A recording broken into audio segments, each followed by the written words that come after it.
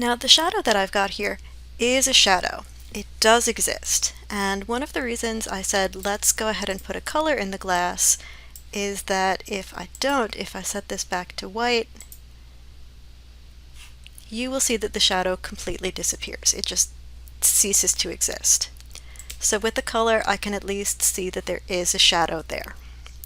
Now this shadow is not accurate because when light is transmitted through the glass surface, it should become more transparent at the center and less transparent at the edges. So I should see a stronger shadow at the edges. That's what I'm going for. The trick for this is a device that I grew up with in my childhood, but that you've probably never seen before, and that is a node called a facing ratio. A facing ratio is really nifty, and I'm just going to pause rendering here, knock this down, and just do a quick little drawing. I'll draw here in my top view because I think that makes it easy to see. Here's my blue pencil, I'll just sketch with it.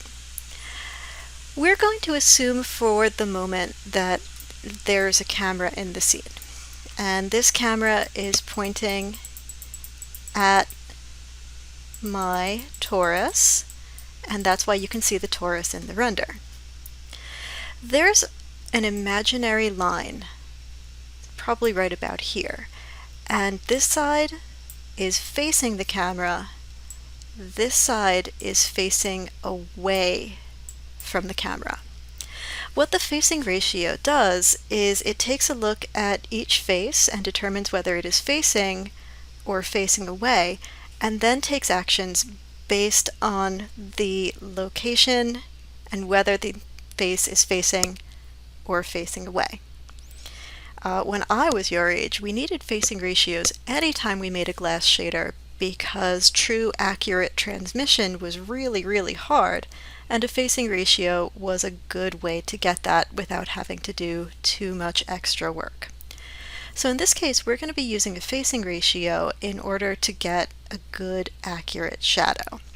So having introduced the facing ratio concept and done this little drawing, I'm going to go back and clean my scene up, and in the next video I will show you how the facing ratio is used. Okay, so I've got my glass shader here, and I'm actually going to take it, I'm going to duplicate it with Control D. So that way I have an identical glass shader. That one's my regular glass.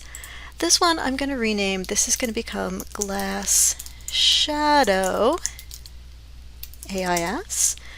And with this one, what I'm going to do is take my facing ratio and use its out value to control transmission.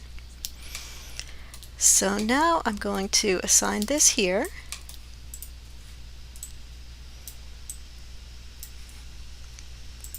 And when I render,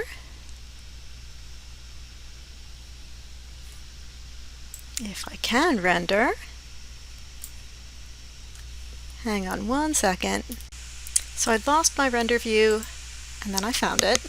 Now you can see I've got this really beautiful shadow where I've got these nice dark crisp edges and a lovely translucent center. The glass is no longer accurate because now I've got these grayed out edges so that the glass is not fully transmissive anymore, but the shadow is perfect. So what I need to do is I need to figure out how to get the shadow out of this shader but still take the actual object shading out of my original glass shader. So in this video I created an AI facing ratio node. I'm applying that to a copy of my original glass shader so that the facing ratio turns transmission on and off. That's going to give me an accurate shadow.